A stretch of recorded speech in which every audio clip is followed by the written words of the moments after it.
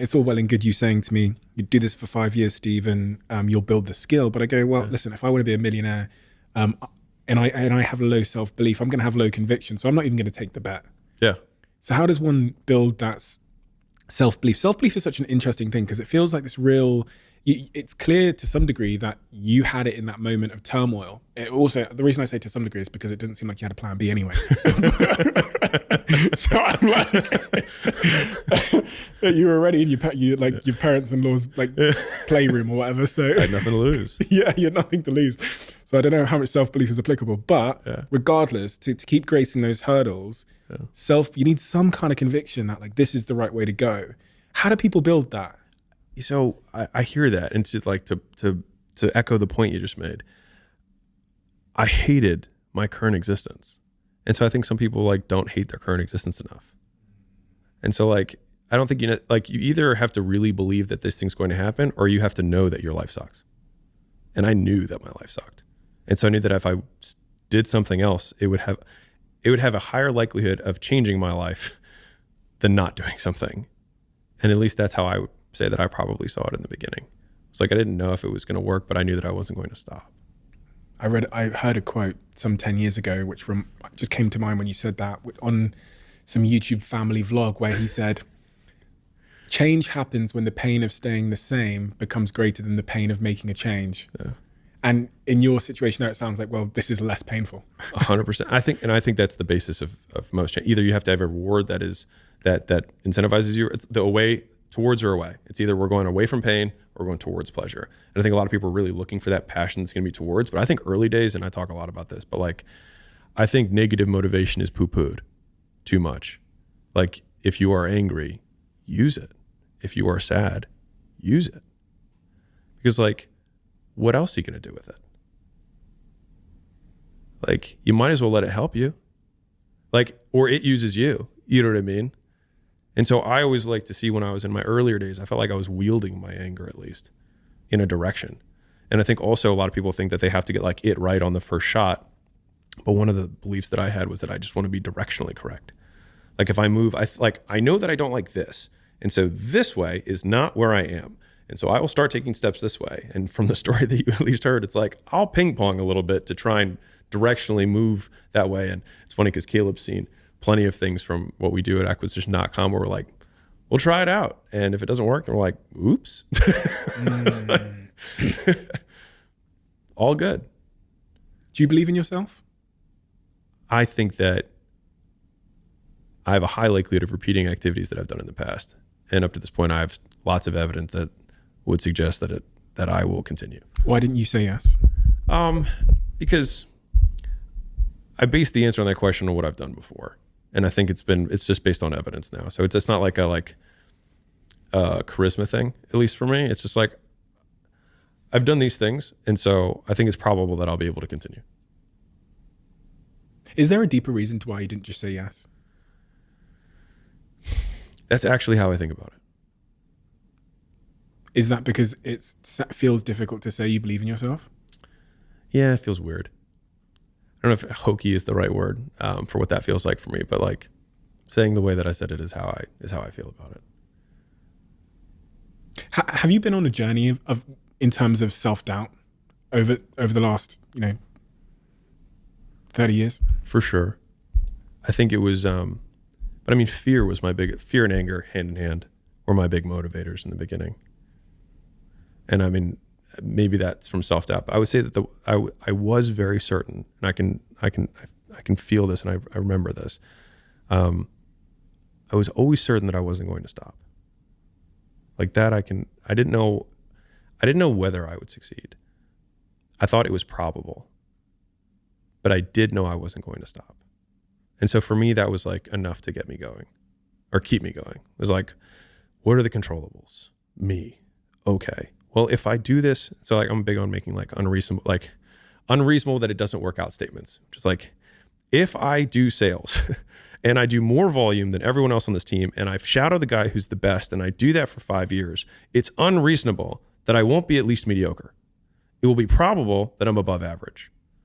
And it's also probable that I'll learn other things along the way. And I'll also have the resources at that point in 5 years that I can jump into things now that I have more context or perspective from which to make a judgment on what a good next opportunity is. And so I like very easy to believe statements, and then having the input output equation being like, the output is that I will be a very good salesman. The inputs is that I have to collect 5,000 no's. If I collect 5,000 no's, I'll be a very good salesman.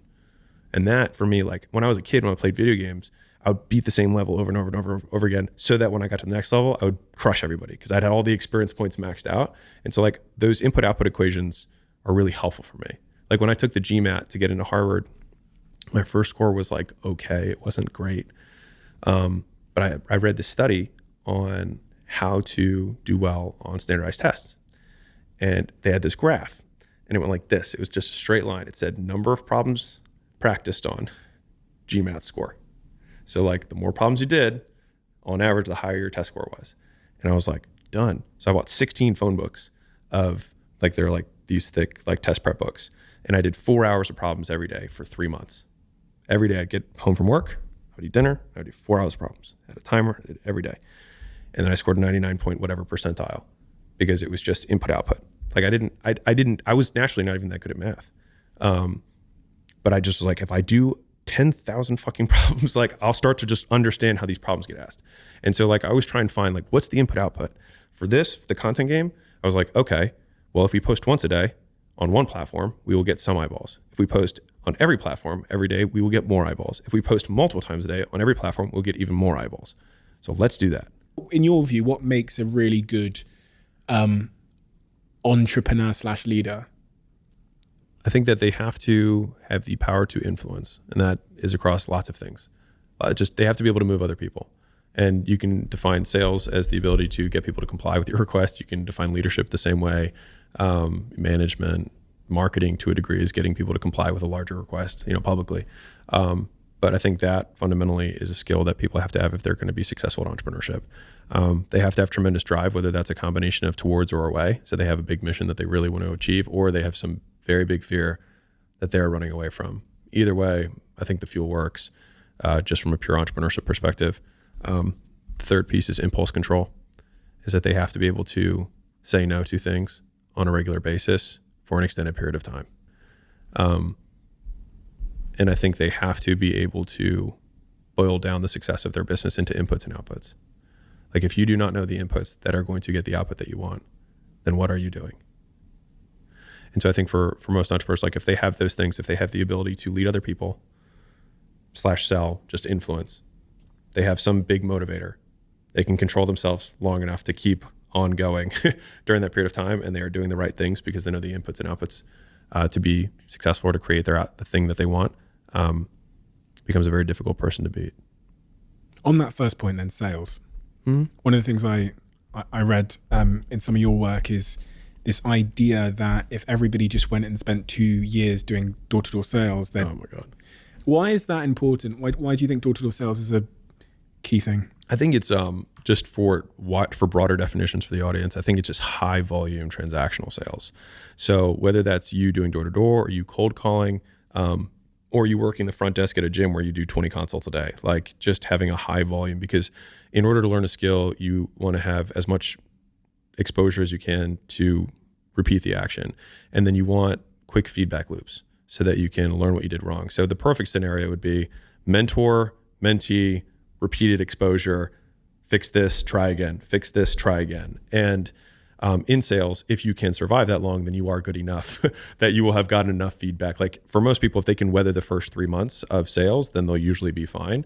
And so for the people who are coming up, I always tell them like, go shadow the best guy and do twice the volume he's doing, because you're not as good as him. So like do twice the volume that they're doing, work all of the hours, and you will get better faster because you have to suck for X period of time. And so if you can condense how long that takes you in terms of calendar days, not hours, you can get there faster. But I think that it's important because one, you have to learn how to get rejected and still keep going. And I think that's a very valuable skill. And then two, there's lots of like little things that you learn in just interpersonal communication that you can use with teammates later. You can use in marketing, because a lot of the best marketers started as salespeople, and marketing is just sales one to many, at least as I understand it. And so having that kind of repetition just develops a deep understanding of human psychology, I think. And I think it's important if you want to get people to give you money for the thing that you have, having that as a base skill comes in handy. This is a Cybertruck. This is 100 grand. And somebody watching this video right now is going to win one of those two in the next 30 days. In fact, last month, Keytron won. Which one did you win? Cybertruck. Was it worth it? Yeah, sure.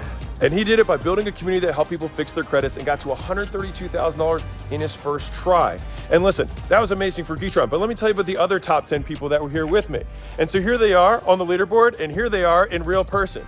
And so Adnan got to 27,000, Benit 40,000, Ryan got to 44, Ted got to 48, Max 40, Anthony 101, Javon, Salah, Kevin 123, Bank 48, Devin 37. And so listen, I could keep talking about this, but you might be wondering, what's Skool? How does it work? Well, let me explain. So Skool's an online platform for building a group online about whatever you want. It's easy, and sure, everyone says that, but how easy?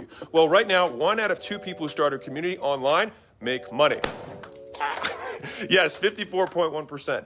And the reason that we have such a high success rate is because we spent hundreds of hours studying thousands of successful groups to figure out exactly what they did to make money. And then we broke it down into a step-by-step recipe for making money. Doesn't that smell good? And so we boiled it into do this X times per day and do this Y times per week. And it works. It works so well that right now the average paid community makes $1,360 per month in recurring revenue, which is pretty sweet. So no, it won't make you into a billionaire, but it will help you get started. And you can keep scaling all the way up like the 10 people that I was just showing you earlier. And on top of that, we built everything that you need to run a paid group on Skool already. So no, you won't need to start a Stripe account. No, you won't need to build a website. No, you won't need to have any inventory. And you won't have to hire anyone new. No thanks, guys. We're good. Skool works out of the box. Ta-da! It's that easy. We built it that works the same way as social media, so you don't need to learn anything new. All right, there's not even a single piece of technology that you figure out. You just log in and you can collect money in minutes, literally. And if you're just starting out, here's you. You're literally who we built Skool for. So remember those crazy people that I showed you over there? Say hello. Hey. They did this last month, and if they can do it, so can you. This is built for people who are brand new to business or brand new to online business. And if you're wondering, well, do I need to have an audience? No, half of those guys didn't have an organic audience, and these guys are the winners. So no, we'll show you where and how people are getting their first customers absolutely free. Follow me. Listen, if you don't believe me, think about it like this. If we get 1 out of 2 paid communities to make money, most people don't have organic audiences. So we had to figure it out or no one would stay on Skool, but we have. And that's why we have tens of thousands of groups on Skool right now. And as much as I'd like to think people love me, people stay because they make money. And we'll show you exactly how they did it. And also, just to make sure you don't get stuck on any step, I answer questions every single week. I hop on calls. And so if you want to hop on there live, we usually have 200 or 300 people who hop on those calls. So it's not huge. And so now's the best time to get started. So if that sounds at all interesting, the best part is you can start a community of your own absolutely free. Just click the yellow button below this video, enter your details to start your absolutely free trial. Worst case, start for free, you decide to quit, and then you can take all the training that other people charge thousands of dollars for with you for free. Again, that's the worst case. Best case, you take a zero risk move and build an online business that could change your life forever. And to be clear, I'm not asking you to decide yes or no today. I'm asking you to make an informed decision. That's it. And the only way you can do that is on the inside, not on the outside. So get inside and see if everything that we say is true and valuable to you. Then if it is, in 2 weeks is when you can actually decide for real. And if you get in and decide it's not for you, no sweat. But you can't truly make an informed decision right now for the same reason you don't buy a house without looking inside of it first, or test drive a car before buying it. So this is a guaranteed risk-free test drive. And listen, whether it's 13 minutes or 13 days from now, if you decide that it's not for you for any reason whatsoever, all you have to do is go to your profile and click cancel. That's it, 1 click. And the only reason you can make an offer that strong is because you're confident that what you have is the real deal. And I'm fairly confident that when you sign up by hitting the button below, you're getting exactly what you need to start your online business. So you might as well give it a shot. The only other guarantee is that if you don't take this shot, you'll stay right where you are right now. But if you take action, you could be the next one coming out to Vegas celebrating how quickly you built an online business with consistent monthly recurring revenue and driving away in a Cybertruck or with 100 grand in cash in your pocket. Pretty neat. So click the button below, join us in the Skool Games. I take calls every Monday, hop on, and be sure to let me know you're new. I'll see you on the other side.